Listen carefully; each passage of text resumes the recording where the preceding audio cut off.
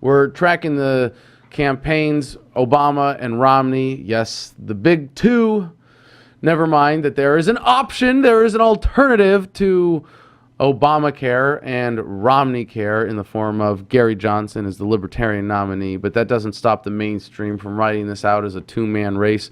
This from Jennifer Jacobs. President Barack Obama greets some of his 2,500 supporters on Thursday at the Knapp Center at the Iowa State Fairgrounds in Des Moines.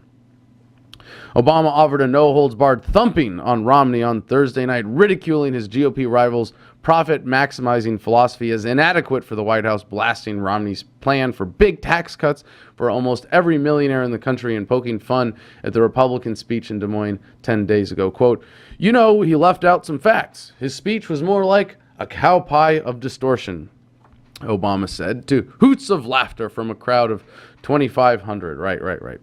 Now, this is worth noting because the only times that the candidates are really fully telling the truth, or that you can be absolutely confident that the candidates are telling the truth, is when they're telling you that their opponents are lying, in which case they're usually both right. Obama said Romney wants a budget-busting tax cut skewed to the wealthiest Americans that only will compound the debt. Now, never mind the fact that Obama has been championing tax cuts for the green industries, for wind and solar. And, those companies that are going to benefit from those tax cuts happen to be owned generally by millionaires, and never mind the cuts that applied then to companies like Solyndra that went bankrupt after receiving over $500 million in federal funds. I don't know what funds is, of course, the generic term there. I'd like to have something more specific because it wasn't a bailout. It wasn't really a stimulus when you throw $500 million into a company that goes bankrupt. Handouts, corporate welfare, whatever. But the point is, Obama doesn't want to have tax cuts for millionaires. He wants to have subsidies for millionaires that do what he wants them to do, that give money as kickbacks to his campaign, that make him look good and allow him to say things like, yeah, we're supporting the green jobs industry, right? As he said, $5 trillion in new tax cuts, that is like trying to put out a prairie fire with some gasoline. The idea is that if we want to address the debt, we have to raise taxes, right? Now, this is ignoring the basic premise of the Laffer curve, which suggests that as tax revenue increases as a proportion of economic activity, to a certain point, tax revenues go up. And once it becomes burdensome, then tax revenues go down because they become an impediment to economic activity. And it would be pretty clear to anybody with any basic understanding of how markets work that we've past that point. We've been over the hump, at which point tax cuts at least have the potential to create more economic activity and generate more revenue for the government. Not that I'm for that. Just looking at the basic reality of the dynamics of statism, of government, of how applying force and violence to an economy can manipulate the behavior of others. But now, moving on. Obama had a double-barreled agenda in Iowa, an official presidential speech in Newton on Thursday afternoon.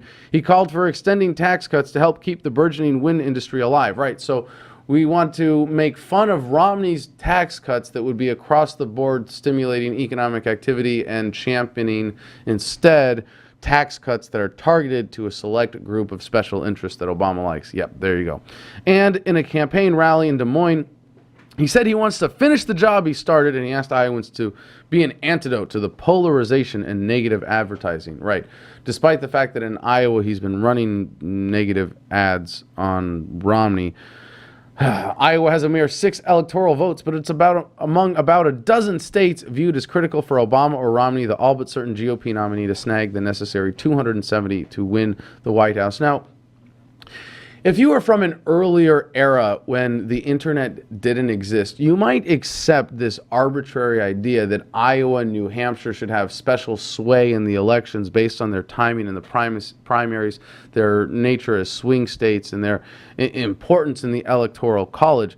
But if you have any sense of fairness in politics, or would like something to be based on logical, rational reasons for how we make decisions rather than something as arbitrary as this, well, you might be tempted to see the problems associated with that outweighed power wielded by voters in Iowa. Well, that would be a bit of a obfuscation of reality here, because it's not just voters in Iowa, because voters in Iowa really aren't that different than voters in the rest of America. They're just as dumbed down by the American education propagandization system masquerading as public schools.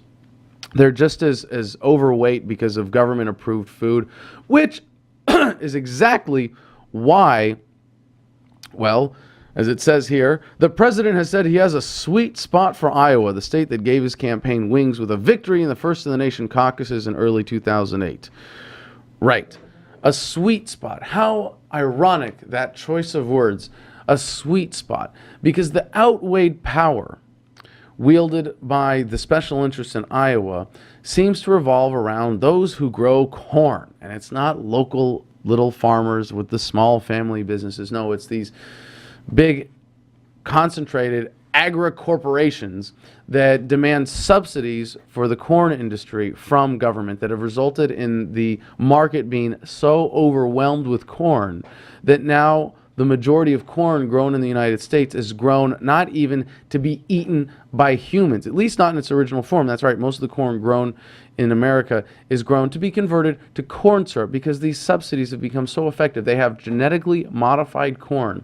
And it's the reason that they do this is because natural corn that is meant to be eaten by humans has been bred. It is certainly not a natural crop, but bred to be nutritious and digestible and delicious, as it is.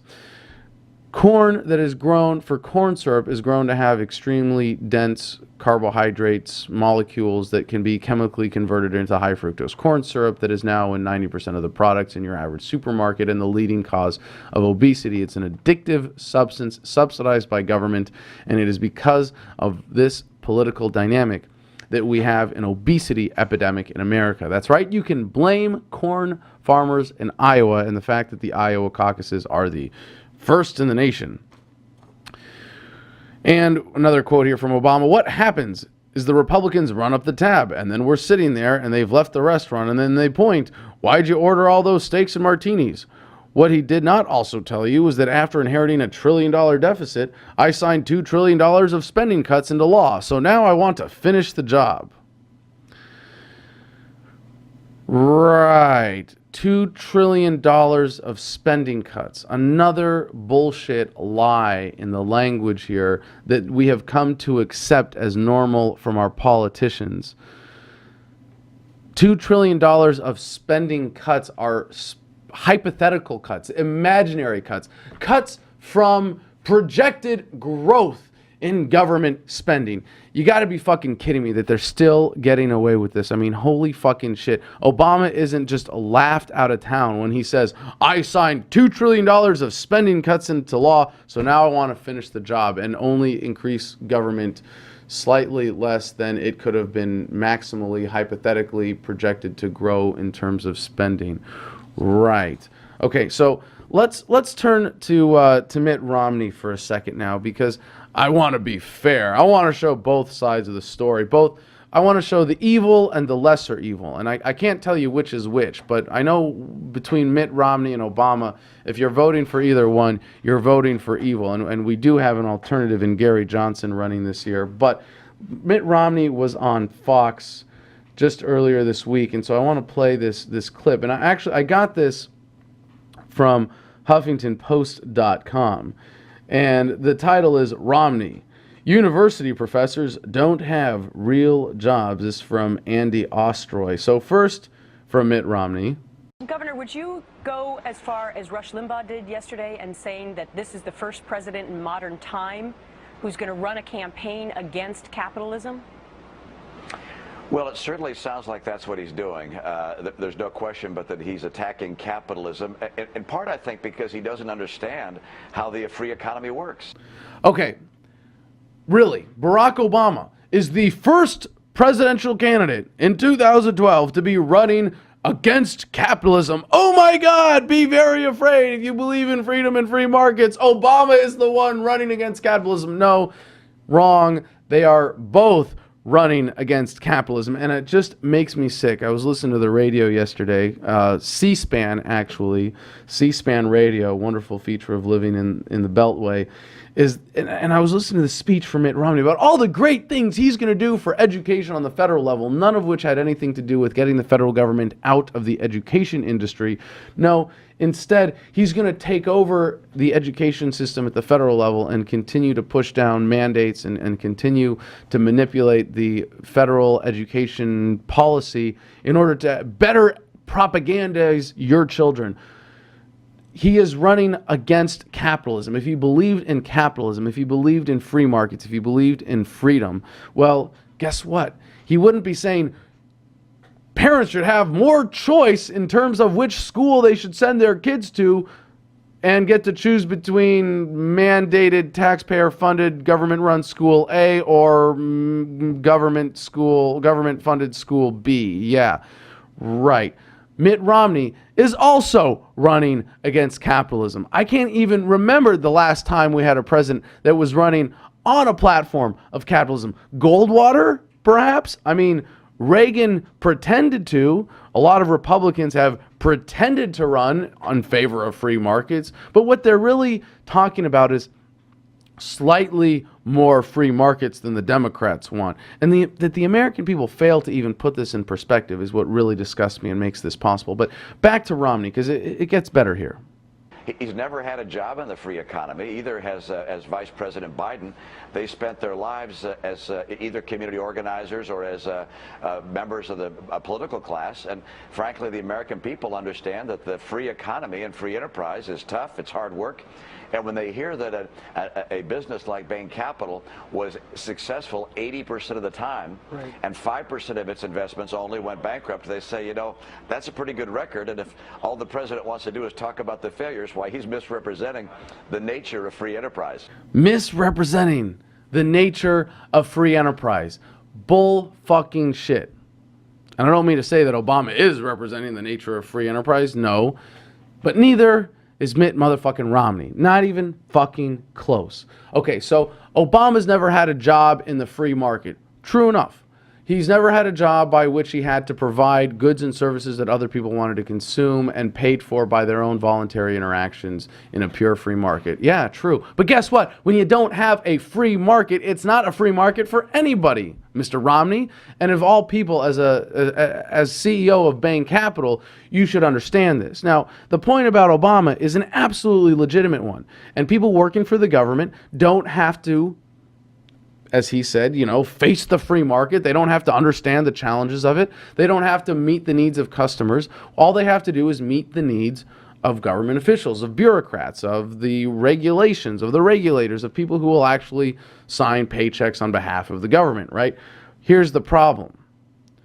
Government has taken over so many industries, such as education, that if you want to be a teacher, for example, guess what? You don't have to please students or parents or consumers of education. No, you have to please the school bureaucrats. You have to check the government boxes. So he's right. Teachers, in a sense, as the author Andy Ostroy from Huffington Post points out, university professors don't have real jobs. And it's true. In this sense, they don't, because they're not serving the needs of the students, or their success is not determined by a market-based serving of their customers. No, it's based on a serving of the existing powers in government. Here's the problem. When you're the CEO of Bain Capital, and we live in a very not free market of corporatism that favors banks and private equity firms over small independent startup businesses and people that would maybe want to actually create jobs instead of just, you know, putting companies together and taking them apart. And now I'm not going to get into that whole debate, but it hasn't been said, at least from what I've seen of this bullshit back and forth about Bain Capital, that destroying jobs in companies that are no longer productive is a good thing for the economy. For people to say, oh, but Mitt Romney killed jobs. Now, you can have an argument about the mechanism by which that happens because of state intervention in the economy. But the idea that jobs need to be lost is an essential one for progress. I mean, this is like saying you shouldn't invent the automobile because it would put all the horse and buggy makers out of business. And it's the same thing, although on a much more complicated, different kind of scale, when Mitt Romney goes in with Bain Capital and closes down a factory and people lose their jobs. Maybe it's because that factory wasn't being allocated properly in terms of the resources. That capital would be more efficiently spent with those people working different jobs. Now, if you had a true free market, if you didn't have people like Mitt Romney in charge of making these decisions in the way that he did as CEO of Bain Capital, you'd have much more fluidity in the market. You wouldn't have these big failures. You wouldn't have power entrenched in companies that are unproductive in the first place. You wouldn't have bailouts and subsidies and tax breaks and all the various features of corporatism that make that possible. But here's the sick thing from Andy Ostroy at the Huffington Post. In a Fox News interview this week, Mitt Romney made it quite clear that he's the anti-education candidate. In criticizing what he calls President Obama's attack on capitalism, the presumptive Republican nominee summarily dismissed and disrespected the entire teaching profession. Really, teaching constitutional law was not a real job, and he's referring to Barack Obama as a professor of constitutional law. And by the way, no, it's not. I've taken constitutional law. They don't teach you about the Constitution. They teach you about case law. They teach you about how the Constitution has been fucked over by the Supreme Court for the last couple hundred years. So in that sense already, it's not a real job. But no, teaching constitutional law, okay, being a grade school or high school teacher or college professor doesn't make you part of the free economy workforce and Romney's convoluted elitist thinking. No, it doesn't. And neither does being a CEO of a private equity firm, if you take his words literally. But as he says, he's the anti-education candidate, right? Because he doesn't want, well, if only he was what liberals would see as the anti-education candidate. No, Mitt Romney has all sorts of wonderful ideas for how the violent government is going to come in and manipulate the school system to better propagandize your children. But what liberals mean when they say the anti-education candidate is because he's against government running education. If only that were the case. But just because I'm against the government wiping my own ass doesn't mean I want shit all over it. I mean, is that really so hard to understand that if we took the violence out of the system of allocating educational resources, we might be better able to educate our children? As he goes on, Andy, it's morally reprehensible and irresponsible enough that as Massachusetts governor, he cut the education budget so severely that state universities were forced to raise tuition by 63%. But his latest salvo against educators should be a dire warning to voters as to what a Romney presidency will look like for those who, unlike him, weren't born with a silver spoon and who need educational assistance. And any teacher or professor who is contemplating voting for Romney has to question his principles, his lack of commitment to the education of America's youth, and to his palpable disdain for how they can earn a living in his free economy. Right. You wouldn't want to actually have to serve the needs of students. You wouldn't want to actually have to compete on your merits as a teacher. If you really want to continue your cushy job and further the destructive paradigm of education that has destroyed America's ability to think critically, to understand civics or history or any other useful subject that has been supplanted by government propaganda in public schools, yeah, consider voting for Mitt Romney. But that would be if Mitt Romney actually meant half of the shit he says. And if only that were the case, we wouldn't have two candidates for president running against capitalism.